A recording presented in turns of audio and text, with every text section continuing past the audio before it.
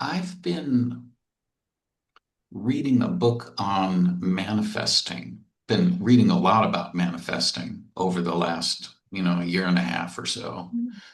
And I found a book that's particularly good. It's called Transurfing, Mm-hmm. and it's a big piece. It's more than 500 pages, and it's by a Russian guy. And to cut right to the chase, he's talking about inner and outer intention. Mm-hmm. And he's saying that inner intention doesn't get you anywhere. That's all with your mind. And what outer intention is when the heart and the mind are fully aligned. And then you're effectively unstoppable. Mm-hmm. So what he's calling for is to really get clear in your heart what it is you're after. Mm-hmm. And when you are, um, then the challenge is, well, first of all, when you are, you're unstoppable, which, Mm-hmm. I like that idea. Mm-hmm. But I've spent so much time, I'm older, and I've spent a lot of time sort of driving with my mind. Mm-hmm. And if my heart were to say something like, wait a minute, what about me? The mind would say, just come along, you'll like this. Yeah. But Well, before we start talking about the heart and everything, and the heart and the mind being in harmony, before we say anything else, shall we just rest into our hearts and leave our minds? And,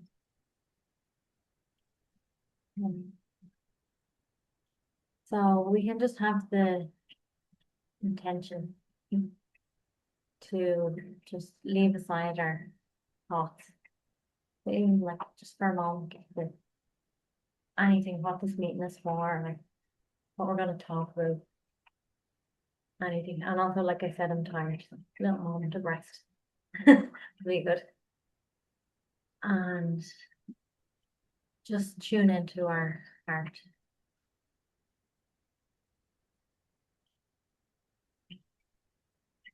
And, it can be your physical heart because usually we feel it in that area. Not like the bum bum bum bum, but we can bring our attention there.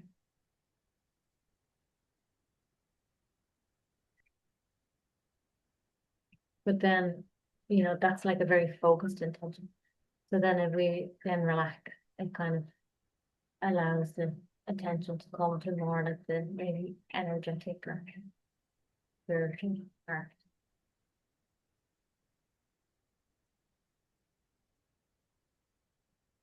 Maybe just like feeling your feet on the ground.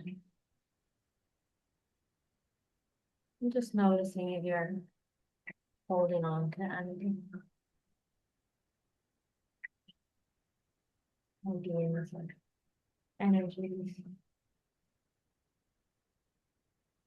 Oh, and just allowing everything to be as it is. Allowing your body to rest into the chair.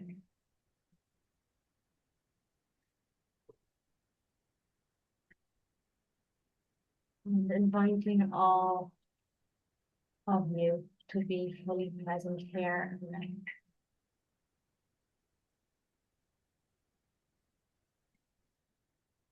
And just being warm with being.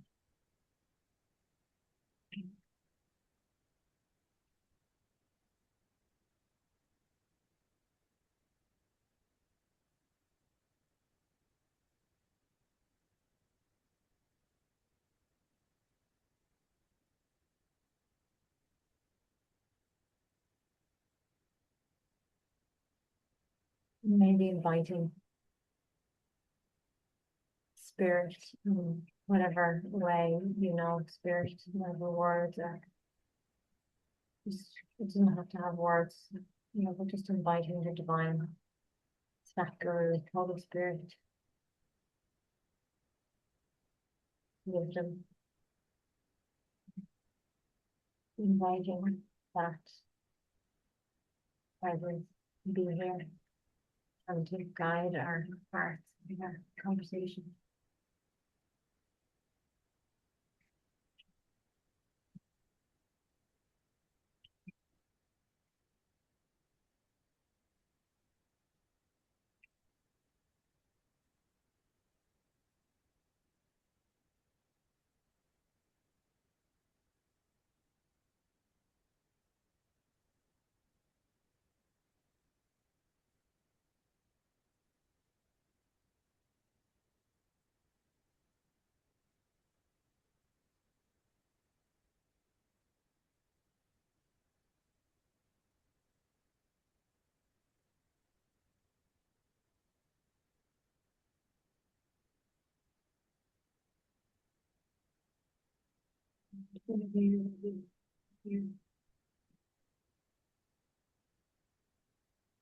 Just sorry, I'm talking very loud.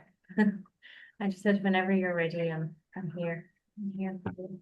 Mhm. Well, that Yeah, but that feels very good to know that you're there mhm. and to open my eyes and see you. I've been looking forward to seeing you and hoping that you had a really nice retreat. And although you're saying you're sleep deprived, you look sort of Yeah. fresh. But that's just one day, like one day of less sleep, feeling tired. Mm, I often have 9 hours sleep. That's kind of my normal, even though it's a lot. I often have 9 hours sleep. But last night I had only like 6 hours sleep, or mm. maybe even 5.5. Oh, Missing a few hours. yeah. I wind up being unhappy and wind up overeating when, Yeah, looking for extra energy. yeah. Really work. What we doing? Do you think you'll get a little nap in today? Maybe, hopefully. Okay. You can curl up with the dog. You can talk more about your book if you want, manifestation. It's not really something I would um focus on myself usually. Um, because when I hear it, first of all, my initial thought was like, oh no. That was my initial thought. Then I was like, something was like, no, just be open, just listen. It's like, okay. And then what you were saying was nice. Different people use words in different ways, so you have to kind of attune to what people mean by different words, because you can easily then just argue with what they're saying, whereas maybe you mean the same thing. Um, well, I suppose what you said, what stuck with me is if the heart and the mind are in harmony, then you're unstoppable, but I would agree in a sense. Well, I would also feel like if your heart and your mind are in alignment, you're not really wanting to manifest anything except like because the idea of wanting to manifest sounds kind of like it might not be, but to my mind, I suppose it sounds like a very mind-driven person thing, like I want this and I want that and I want to have control, and if I do this, I'll get control and I'll be unstoppable. I'll be as powerful as God or something, you know. And in a sense, like when you put it like that, your mind and your heart are in alignment, you would be unstoppable. But like your heart is, you can't force your heart to be in alignment with your mind. And that's what we try to do. That's what we really kind of want to do. We want to get the power of the heart, which is basically God. We want to get that power and let our mind do what we want in the world. But we can't do that, but we can do it the other way around. We can kind of um settle into our heart and get the mind under control. Not really control though, it's more like letting it rest in and settle into the heart. So when they're in alignment, it's more like that the mind wants what the heart wants. And the heart wants, whatever the heart wants, like it's the will of God. So it's more like the mind wouldn't really be saying, I don't feel like that the mind would be saying, I want to manifest something. I feel like when they're in harmony, the mind would be saying, like, I want the will of God. And sometimes we don't know what that is. Sometimes we're lucky enough to maybe know, like some people have a very strong sense of purpose, or like they really kind of just are following something, and they're in alignment and they know, and it's just kind of flowing. But often when our mind kind of settles down and we're just in our heart, we're just very present and in the moment, and it's just moment by moment. So like maybe you don't know, I don't know about you, like you might know what you're going to do for the rest of the day or the weekend, but even if you don't, you knew that to just turn up to this meeting. And yeah, like if you check in, like, does it feel right or not? And it's like, I hope at least. It's like, yeah, yeah, it feels right. So in this sense, you can say your heart and your mind are in alignment. Your heart wants to show up and your mind is not saying, oh no, I have to do this and this and this. So and we don't need to know about what's gonna happen next. Like what's the next moment or the next moment. Because I don't feel God doesn't need to hold on or tell you what's coming, because he's not afraid about what's coming, for lack of better words. It's not like he's a person like with a schedule or not a schedule. Um, yeah. So like even in years ago, like maybe it was almost 20 years ago where people in my world start talking about manifestation. I kind of felt it was weird, like if people are talking about manifesting things. But like why aren't you manifesting the best thing? Like manifest heaven on earth. Like manifest like that you're experiencing the love of God, manifest that everybody loves each other, manifest peace, but nobody's manifesting those things.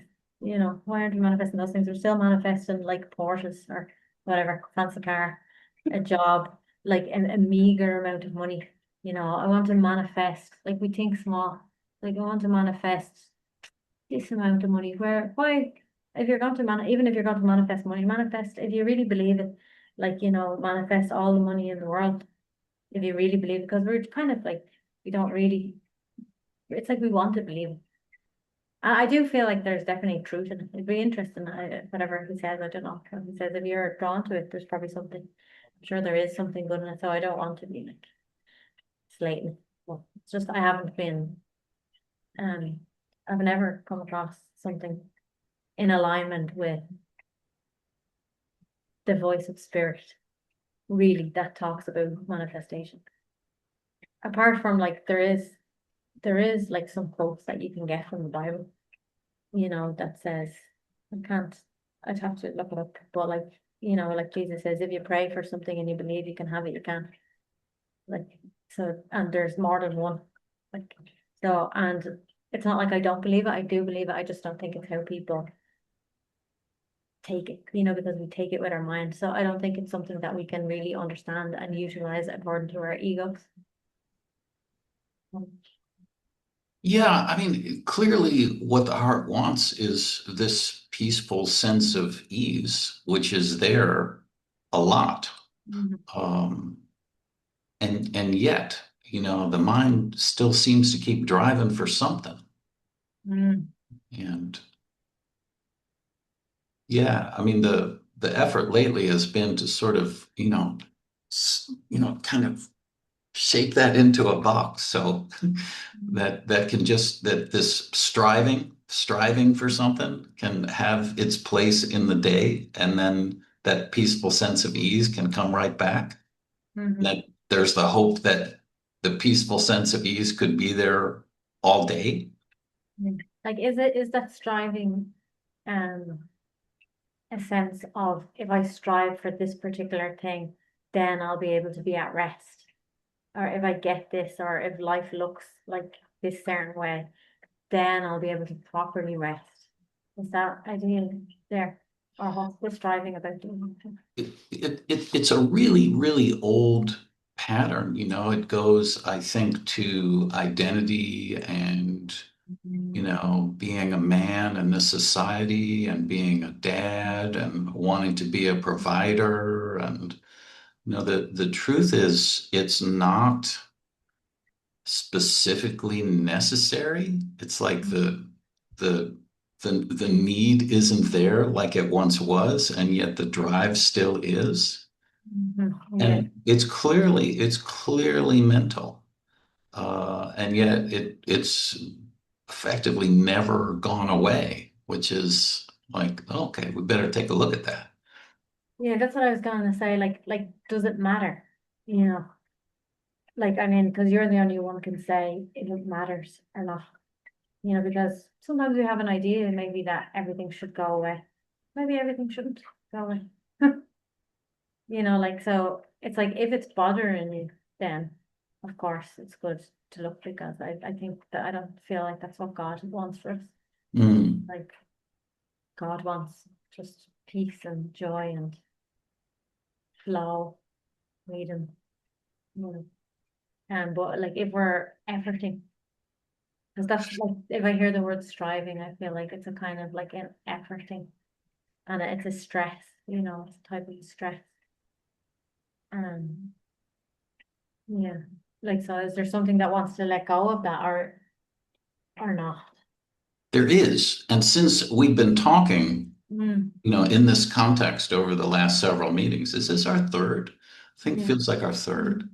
That it's come into more relief. I've seen it a little differently, Hmm. right? So there's this desire to feel the heart and the peacefulness that's there. So, okay, how do I do that? Yeah. Right? As if there has to be a huge effort to do that. It's like the mind wants to Yeah. run things pretty much. The mind has a hard time letting go. Like this is pretty basic and this is something that and that you've done loads of times in other areas of your life. But sometimes you can't really make it happen because I think it has to be like a genuine, you have to ask it in a genuine way. Like you have to mean it, not just be applying a spiritual idea on top of something. So it has to kind of arise from the heart, I suppose, in a sense. Not necessarily. I think it could also arrive in the mind and it will settle into the heart eventually. But have you ever, when that's there, like when it's alive in your being, this kind of striving, just turned and or just got the curiosity, like who is this, that is striving, because there's a part of you that knows, like you're a ribbon, so there's a part of you that knows that you're beyond everything, you're beyond all stories, um, and that this isn't really a part of your true nature that's going to remain. It's part of Steve that comes and goes, kind of. um, so have you ever asked that when it's alive and been like, oh, what this? Or like, what is this? You know? Because sometimes just that is enough to, if you mean it, it's just, oh, it's just like you just kind of snap out of it or something. It's almost like there's an energy, the energy, there's some energy coming into your being, you know, some people could call it like I like, um, Teresa of Avila. She calls it the spirit of evil. Mm. And, because she's like Catholic, so they're evil, talk about evil spirits and stuff. But I like the way she put it. No one else really puts it like that, the spirit of evil. And I just think it's quite good because that kind of energy is not serving you, or all those kind of energies we can have. Like I have something that comes up sometimes, that like I feel like nobody loves me, when it comes up, it's not a thought, like it might be a thought as well, but it's a kind of a feeling, and it's just like nobody really loves me, nobody really cares me, and it's a very heavy kind of feeling. But Mm. like when I ask, so maybe it'll come again. I'm sure it probably will. You get tested a few times, but like when it comes and then you ask, like, what is this? Like, who is this sounding? Then it's just like, oh, like it's like you're under a total illusion. It's like the spirit of evil has hooked onto you, and you've let it.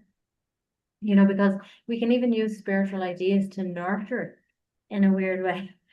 So like I could do something like, so it's grabbed onto me, this thing, like nobody loves me, nobody cares.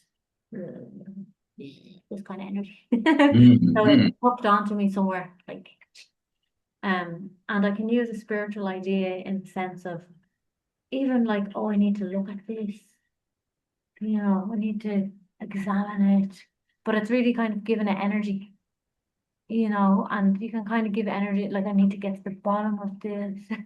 I don't know what ways you can do it. Or you're just kind of so, you feel like even though something knows, if we're interested in spirituality, something knows it's not real or true, but by just, that's a kind of a background thing almost because the energy is so strong and we've allowed it to attach onto us.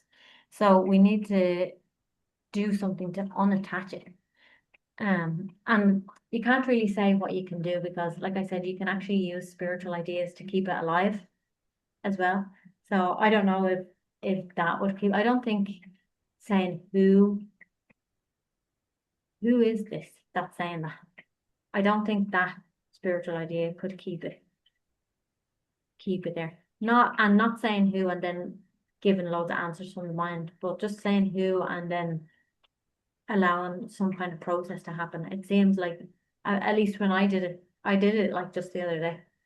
It's a thing that for me, like it comes and goes. And who knows what makes it go? Like sometimes it goes just by itself, or maybe sometimes something like this happens as well. But this time it was very clear, like that it was just like it just kind of unattached, like very quickly, you know, which was kind of like, whoa, that's good. Um, but yeah, I feel like we can nurture those things and they will keep coming if we nurture them in whatever way we nurture them. So, like, I can't, someone could maybe be better at explaining things. Of course, there's plenty of people who are good at explaining things. But to be honest, even listening to someone else explaining something, it might resonate with you or not, but we really have to explore ourselves and understand ourselves. I don't know if I'm being very clear, but in the sense like someone can't just say do this spiritual idea or this spiritual practice, because it doesn't work like that, unfortunately. So we have to kind of understand our own being. And like, let's say if you were, I think you could do anything. I think even if you were chanting, well, maybe not though. I'm thinking at the same time. So like if you were chanting the name of God, it would also be hard. See, I don't think that would help it though. So let's say if this thing is going on, like uh what word did you use? Striving. So that if this striving is going on, you could chant the name of God. And of course, chanting the name of God is good. And I think that would remove your attention and focus from it. But to be honest, I don't think it will make it unattached. It might, but like you can't do it, like maybe by grace it will unattach. But like, so maybe even the question, who am I? Maybe that's also grace. Everything is kind of grace. So you have to just kind of try different things, I suppose. It comes down to. There's definitely an old pattern here of trying really, really, really, really hard and then getting Yeah. disappointed or humiliated. That's sort of the thing that's running. Yeah. And the fact that I'm even talking about it suggests that the heart is sort of, waking up and saying, this unease is present. So, to try to bring it out and look at it is, There's something that I remember Moody saying one time, and I think it's good. So I don't know if this is what he meant when he said it, but this is how I took it, and how I took it is beneficial for me. And he said, like, you can't win a fight after it's over. And I just think it's really good. So when these things come up and they're bothering us, then, we have to do something when it's there. Like, I feel like it works best when it's there. So the fight's happening and like, get it, or whatever, maybe it's like, whatever way you get it. But like, because everything comes and goes. And there's different times for different things, like, so that striving isn't always there. Like maybe at one point in the day, we're giving it energy and focus and it feels important. Then another time of the day, we're just sitting on the beach. And then let's say you're sitting on the beach and relaxing, and then you're like, You might think about the striving and then feel like, oh yeah, I'm not striving now. But you're not winning that because you didn't actually do anything about it. It just went by itself. So, like when I hear myself talking, I'm almost in conflict with myself, like as if you have to do something about it. So I don't, but I think that doing something about it, it's really just, it's not really doing anything. I think the main doing is, and this that I said, like the fight, that was a bit aggressive. That was like Cali in me or something. But like, I think more just like bringing it to the altar, of God, or like you're doing, like you're bringing it to your heart. You're bringing your attention to it in a different way. So right now, when we're talking about it and you're bringing it to this kind of space, you're not bringing your attention to it saying, okay, like what normally happens is like whatever you're striving for, it's like, oh yeah, okay, I need to write down all these steps I'm going to do, and then I'm going to reach this goal. Or, so bringing our attention to it in a different way, maybe with like curiosity, openness, also compassion. Mm, Like you mm, said, like it's something like you're a man, it's a man thing. So I like have compassion for like the man in you. mm, You're also a human. mm, And maybe it is a kind of a man thing, you want to provide for your family, mm, and so sometimes it can be, I feel like often actually, I've heard myself saying this many times and I do resonate with it, that it's not really about life, like it isn't really about like getting rid of all the things and even letting go of all the things, but maybe just like making peace with mm, everything that we see. mm, So, it's like making peace with our human nature, and not just our human nature, but our individual human nature. So you're a man, which is human, but you're also a unique individual. Like there's nobody else in the universe like you. There's probably never been anyone quite like you before. So like we can celebrate that as well.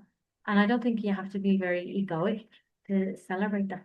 You can really, if you just look at things and offer everything to God, and there's ways of nurturing. And I don't think necessarily like the striving needs to go. It's more about how we are in relationship with it, I feel. Do you mm, remember when you were here, you were asking me, you were talking about this a little bit, I think, and you were asking me if I have any desires or something. And then like, cause, and people have to ask me this before about desires, but like, I've never really had a problem with desires in the sense that if I had them or not, like, I don't think that you have to get rid of all desires. Like if they're there, then maybe they're there. It depends. Like, if they're causing us deep trouble, then of course we need to look closer on. But if they aren't causing us trouble, maybe we need to allow them to be fulfilled.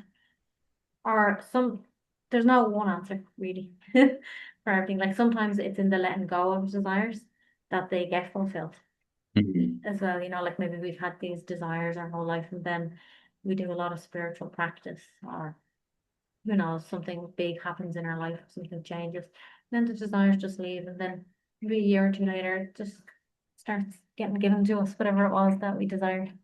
mm, Like, oh, like, I don't know. I just don't think desires are necessarily the problem. It's our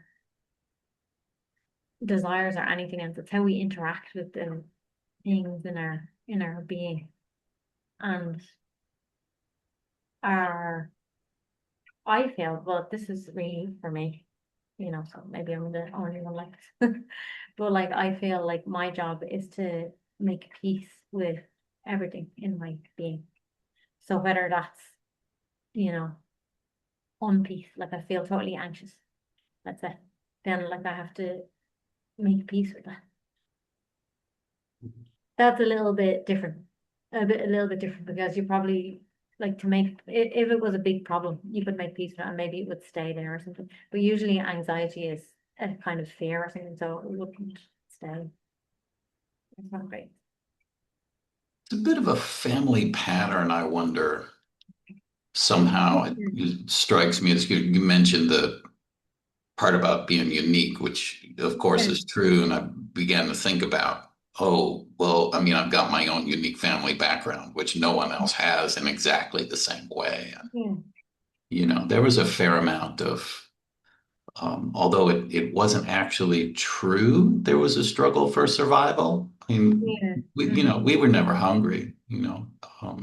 But they carried it maybe from other generations or something. yeah, yeah, yeah, yeah. Um, And we're not hungry now, and yeah. not about to be. Yeah. So all these things are learned, and it's almost like looking into your own being. You're looking into, in a sense, you're looking into the whole of humanity. Mm, But on a smaller scale, let's say you're just looking into your own ancestry, mm, own kind of lineage. And you can't change it, because it happened already. And even in your being, you know, God can change it. mm, And things do change and everything is moving all the time. But I don't feel like it's our job to try to change it. mm, Really just all those, maybe like just pray for the qualities from the spirit, like whatever occurs to you would be good to have. Like, oh, I'd really like to have compassion towards myself. mm, Maybe it can be like, oh, I see this like striving in me and I wish it wasn't there. And then that's another problem. That's not even striving then. That's like a war. That's a war in yourself. mm. So we can ask for like compassion or patience, um, anything, peace, Patience forgiveness. is really, really a good one. Yeah. Forgiveness as well, like so maybe and also recognizing like you said there that it didn't originate with you, so first of all then it's not your fault. So then you can kind of, well, okay, it's not my fault. And then like, well, it's not my fault, maybe it's someone else's fault. So then it's like, oh, like forgiveness. So forgiveness of like your father or your grandfather, or, even if you don't um know exactly, what it is they did, but you can still have the energy of forgiveness Mm, or the intent or the will for mm. forgiveness. Yeah. That's really like inviting in that stream. I think like let's say just for the words, like you're inviting them, like the Holy Spirit comes in different rays. So even when you see pictures of the Holy Spirit, it's like it's almost like light shining in lots of different rays, like probably seven rays. They often use seven, but like each ray then is a different quality of God. Like compassion, humility, forgiveness, love, peace, Mm, different things. mm. Mm. Oh, well, yeah, beautiful. That, Yeah. And patience is good, there's no rush. And when I hear myself saying that, like, well, it's good to remember that to have patience just with ourselves. Maybe you've been seeing this in yourself for a while. And I know myself, like, I've been seeing the same things for years. Like, and they do change over time, like maybe they impact less or something. But like we really have to have patience. mm. Um, have it. But like it helps. I'm really feeling like I brought you the one thing, like, get over this one and we're there. Yeah, I feel like that sometimes with myself. It's like, this is the last thing I have. This is the big thing. Mm, But like that's also it's just an idea, really. Because you really don't know what's gonna come. And also there is no there. But like it's a tempting thought. mm, It's a tempting thought, like if I get over this, mm, then I'll just be in eternal bliss. mm. We went to a church in Cork Mhm. with our friends there, and we went up in the belfry, and we were able to ring the bell, and I I played a little ode to joy for the people in Cork. Mhm. And then we came down and went into the chapel, and there was a Jesus in the stained glass in the front of the church, similar to what you were describing, with lots of rays coming down. Yeah. And I said to my friends, because I'm used to seeing an unhappy Jesus, Yeah. well, I said, you Yeah. know, that's a pretty happy Jesus. And Deirdre said, yeah, that's because he's in Cork. Yeah. Good. And then as you were talking about patience, I felt like I feel in the grocery line now, because a lot of times there's a longer line and people aren't really hurrying through. And, I can easily remember a time when I would be like, come on, let's go, let's get this over with. Yeah. And that's a time when patience really does come, and it's such a relief. Yeah. So I really, really appreciate the reminder that, patience, compassion for that guy who's trying so hard. I can really feel that now, which is worth mentioning. And we should never think like that we've got it down. Hmm. Like that, okay, I've mastered this now. I have patience now. I'm really good because we could have patience here, or in this part of our life. We could be very patient, but then maybe we're not patient over here, or maybe we're not going to, even if we seem to be patient everywhere, inner patience, outer patience. You never know what's going to arrive tomorrow, in life, all different kinds of challenges. So I think it's always good to feel like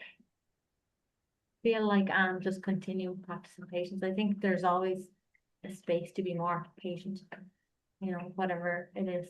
It's more, I think, like, of course, if you're inner patient, it will reflect outwardly, like when you're in the queues and everything. But I think it's more like the inner patience of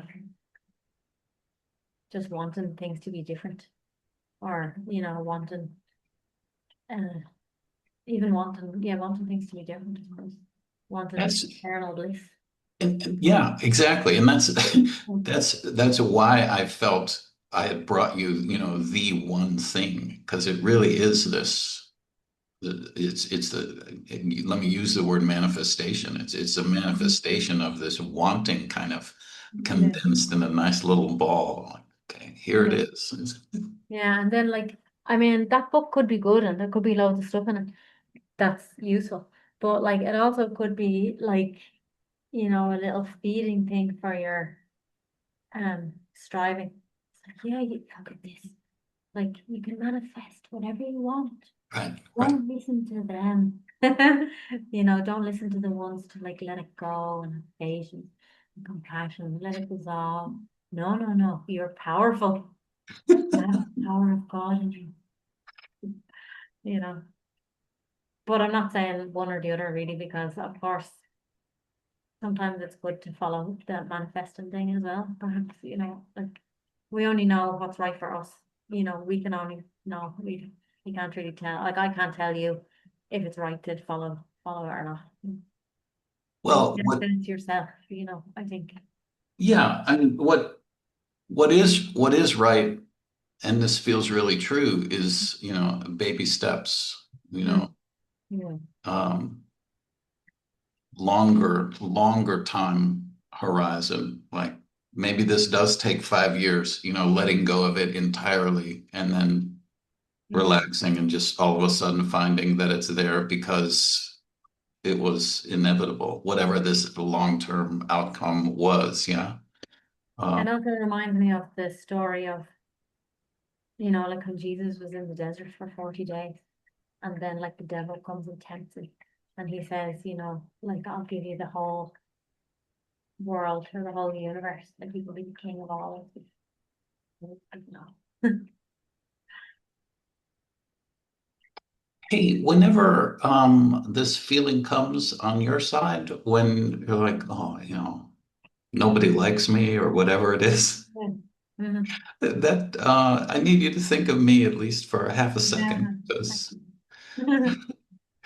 Yeah. we And the I problem is when you think of anyone who loves you in those moments, it doesn't, you don't believe, because it's not really a logical thing.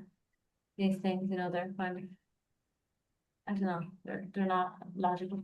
And then, obviously, like Mika loves me, Ashan loves me, like loads of people love me. But it's more about like that one who needs the love, you know. So there's this, that's a little like demon, really. It's a little demon that like gets on and gets onto you and like pretends it's you, you know. It's like it needs love because who we truly are is love. It doesn't need love, doesn't mind if people love you or don't love you. It's like Mm, irrelevant, like because you're just being loving, mm. like it's totally a total false thing. But like you can't even in those moments you can't like that wouldn't help, like the thought wouldn't help because it has to it's an energetic thing. We have an old friend back in the US who he's very lovable, and he's actually the guy that married us Mhm. um 43 years ago in October. Mhm. And when I go and count my friends, and I haven't done this in a long time, right? And I think, well, I'm not going to count him because he likes everybody, and everybody likes him. It's like he doesn't even count, right? So there's this devilish energy rejecting everything. That's so Well, bad. Like people say that to me sometimes. Like I say, like I love you, and they're like, if they're probably in that feeling, like similar to what I was talking about, and I'm like, yeah, I love you, and they're like, yeah, but you love everybody. They're just like, yeah, but you love everybody. So it's like it doesn't matter. Like if you love everybody, it's somehow worse. Like it's like meaningless. It's like, oh, just because I love other people as well doesn't mean I don't love you. Like, well, I'm already feeling a lot of relief from our conversation. So that, Mm, the encouragement to be patient, mm, extend the time horizon, challenge who is this one that's striving and pushing so hard? And is yeah, there, like you say, is there the temptation to be a better manifester? Isn't that sort of mm, the devil speaking? Like, come on, you really can have it all. Let's go for it. yeah. It's so weird because there's just no one answer like for these things. There's so many different ways to explore. Because another way could also be, you know, to pray to God that whatever it is you're striving for, like you could pray and ask for help. But in a way, like that's kind of good. So it's like it's kind of just like admitting that you're striving, like something in me really wants this. Like, and I think that's okay. Like, to really, if you look and you feel like it's a real thing, and I really do want it, and then you kind of pray about it, say like either help me, like if you put it here, help me, or else take it away. Like pray about it. I think that's a good thing because you're not like trying to be in control of it then. I think that's the main thing. So even though there's maybe 100 different ways to approach it, like the foundation is that we don't want to be feeding control because that's stressful and strainful. So it's not so much about the thing because maybe what you're striving for is something that maybe God wants that for your life, or who knows. And maybe it's like sometimes it's like spiritual ideas keeping you away from something worldly. Things can be like topsy-turvy upside down. Well, part of it is having more stuff, but the other part of it is taking care of my mom. Um, Mm. she's 87.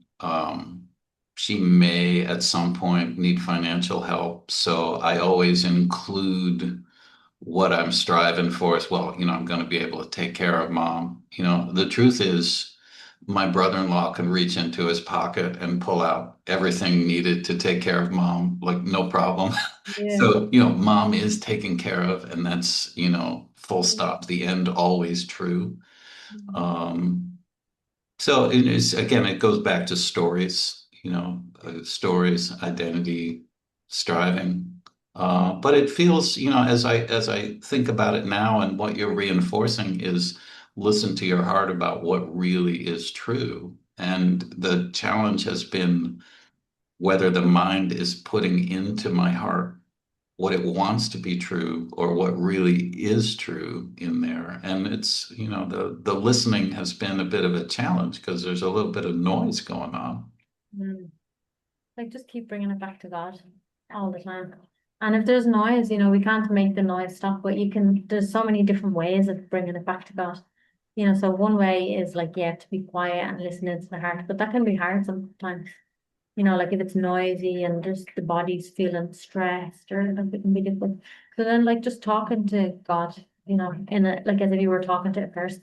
Mm, Like mm, either out loud or even like, talking to a person but with this underlying intent. So you're talking to me now with the underlying intent of that the heart is there, so you can talk to anyone like that, if you set the scene first so they're on the same page.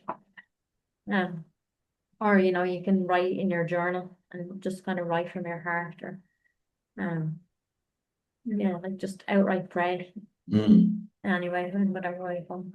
mm, mm, Hmm. It's good to remember and like also I feel like a big part of spirituality, we imagine that it's all about, you know, letting go of everything because it's sold like this, letting go of everything, surrendering. So I'm not saying it's not this, this is a surrendering and coming into little beautiful divine place in our experience, let's say. But I feel like a big part of our spirituality is really about accepting our humanity, mm, all of it, like the challenging parts and the parts that we don't have control over, like that are coming to us like through our ancestry, like our cells are holding information. mm, Like you were like a part of you was in your grandmother's body, like because your mom was already like the egg that your mom came from was already in your grandmother's body. So what she was experiencing then is like it's going into all her cells. mm, mm, So it's like definitely not in control. mm, mm, Even like, even on a physical level, like all these things. So like to just accept our humanity, like and maybe, maybe also to accept maybe you're always gonna have this striving. And maybe, to take that as an idea, because I think it's a good angle. You can look at things in all the different angles, but I think it's something that can help us to accept, that maybe this striving is always going to be here and maybe it will amount to nothing, like maybe you won't get what you strive for, but yeah, the striving will remain. mm. What's that idea like? That is 100% pure evil. Yeah, yeah, exactly. Yeah, because it feels Mm. like, this need to have the iron grip of control on things. And, the grip is only going to last until your hand gets tired. Mm. So that can be the story around something, so like maybe if you sat and looked like what does it actually feel like what does that striving feel like, and to imagine that it's going to be here all the time, and if you really look in like what does that actually feel like can you feel something now in your body? Well, because I've relaxed out of it since we've been talking, it's a lot less. So in terms of trying to put it back there and understand it, there was sort of a tension in the chest and this sort of back and forth, like trying to talk that tension away, like Mhm. Mhm. kind of like that. Yeah. So like stories appear often so that we can notice the underlying thing, because this underlying energy maybe that's been going on for a longer time, Mm, either in this life or in another life. mm, It can have a different story. So now it's this, but it could be a different thing. So it's kind of like an invitation. It's just an invitation purely because it's here. It's like, what's here now? So it's an invitation. So do you remember we were saying last week that we could just um like notice our presence or turn up to like the altar of God and whatever else is here, you're just kind of acknowledging, okay, this is here. So whatever it is, like this tension is here, and you're just kind of noticing it, and that's like the curiosity, just being curious about it. And curious really just means looking at it. It's just like you just like, hmm, hmm. You don't even have to say anything about it. It's just like just curious, looking at it from different angles. Because what are you doing really by doing that? You're flooding it with light, you know. Yeah. So And if it's you've already heavy, and you've already got it sort of, you know, yeah, away from you in a you've sense. already And got it. Yeah. yeah, Yeah. and it's not all of you, it's just something in you. Right. Something in you is like this. Okay, interesting. And then when you choose, then you're actually flooding it with light because you're looking at it as light. It's being held in the light of your being. Like this. And then you might put it down, and you might still notice it there in the corner of your eye. You might still feel it, but like you know more what it is now. So because you've spent some time looking at it, maybe we're less likely to be afraid of it as well. you know. So when it comes the next time, it can be just like sometimes then it's like you look at something so closely, then it's like the next time it comes, you might be interested in looking at it, or you might be just like, okay, it's just that thing again. No, I've looked at that and whatever. So you look somewhere else. And if you look somewhere else, maybe you don't even notice it anymore. So if I put that down there and if I look over there, I was like, oh, it's not even in my experience anymore. So in the same way in our bodies, something gets our attention and it's not just a thought, if the thought gives rise or who knows if it gives rise, but they go together, all this kind of tension feeling. But even when that's happening, you can bring your attention to another part of your body, like your toes. What's trying to happen with my toes? And when we do that, it's kind of like, it's bringing your attention away, and then the other thing fizzles out. So sometimes all these things happen kind of by themselves, but we can also be conscious about them. You don't have to be, but like some things that are repetitive and that don't go away. Like, just knowing that you are one with God, it doesn't take away all of these human things. Like we maybe in the start of spirituality or at some point in our spirituality, we imagine or we wish or we're hopeful that, God will, or just recognizing our unity will take away all our problems and all our like kind of human challenges. But that doesn't seem to be the case. So sometimes we need a bit of extra focus or something, Mm. and since we like that, and we don't have to do it because I mean it's not going to make us more one with God. But like what it can do is help us to experience more peace. Mm. Mm. And like sometimes, it can be hard sometimes if it's a very challenging thing to look at it by ourselves. We can do a lot of stuff by ourselves, but sometimes we need to look at something in us in the presence of another person so that they're holding the space of presence or they can remind us of the presence when it feels intense. Because sometimes it can feel intense to look at things in our being, so sometimes it's like these kind of, you know, we're kind of talking on a spirituality level, but like it crosses over, because we're human and we're divine. So our physical uh, things and our psychological things and our spiritual things, they all overlap and interact with each other. So it's not like I don't know if you can really just choose spirituality and just completely ignore like your psychology. Some people do, but I don't think it's good to do it, really. I don't think it's very whole. I've always been drawn to the idea of wholeness Mm. and the word whole. And I think, to include all the different parts of our being. Um, I think that is actually a spiritual thing to do. And maybe like the people who come from a psychological lens, they might think it's a very good psychological thing to do to look at your spiritual stuff. So,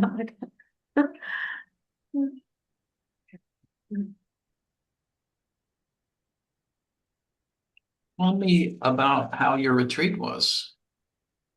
Well, I call it a retreat, but I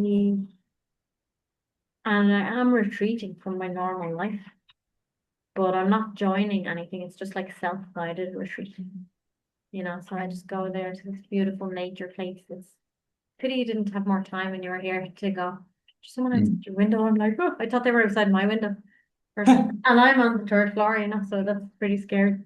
Like, what? That's Cornelia just hanging up a little lawn.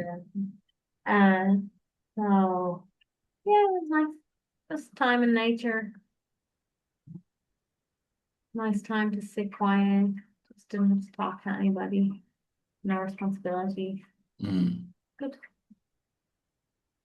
We did not get a whole lot of that while we were parenting. So that's actually, quite a long time without Mm. some time away.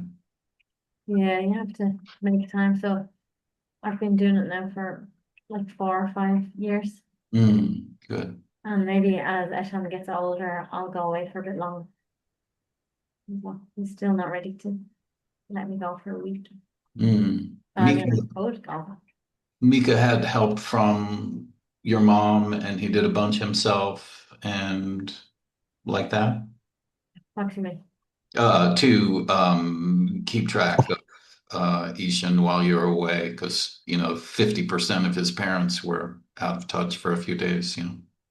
Well, I think maybe because I'm tired, I'm not able to. Oh, Okay, so I'm asking if Mika got some help taking care of Ishan. oh no, he doesn't need any help at all. Oh, Yeah, totally good. Maybe he did actually. Actually, yeah, on the Friday, Mika was at work, so my mom did mind it. And yeah, yeah, she's very good actually. She's good, great at helping everything we need. that's great. Often need. And now I need her like to mind the dog and stuff. So Okay. leave him with her. Yeah, you're so cute. Do you want to come and say hello? Come, come. You know what? You say hello. Look. Hi, honey. You can hop up. Hop up. Go ahead and hop up. Yeah, come here. Come on. She's just looking at me because they want it. I remember pulling out of the driveway to go to work some mornings and thinking that, everything is great in my world because the kids are handled. Like we knew they were going to go to daycare and when they were going to be picked up, and we were going to be home in time to be there with them. And just that sense of balance as I started the day was really good. So nice to pull up one of those memories. Oh, oh. Mhm. So thank you for today. Oh, thank you. I'm so grateful. Yeah, and again, the sense of ease has sort of quieted the demon for a little bit. So when he comes back, I'll feel Yeah, like I'll be in a different position to yeah, to talk to him. yeah. I think it is like it's just kind of listening into your own spirit. Like we were saying, nobody else can tell you what to do, and that's the thing. Like, and your heart. Like your heart is alive. It's online, and that's Mm, where the spirit will guide you from mm, about how to be with it, and also you have to just have patience. Because mm. maybe it'll be like tiny bit, tiny. Well, this is the place I wanted to return to Yeah. from speaking with you. So I'm very grateful. Mhm. Mm, Yes. So may the spirit be alive in your heart and guide you for this and for your daily life, everything. yeah, amen. And for you too. Thank you. Mhm. All right, see you next time. Okay, next week. I'm definitely free. We go to the United States on May 27th, Mhm. and when we do that, I still can make a Friday available, but we can have that conversation when the time's right. Sure. Okay. Love you. Okay, love you. Bye. Bye.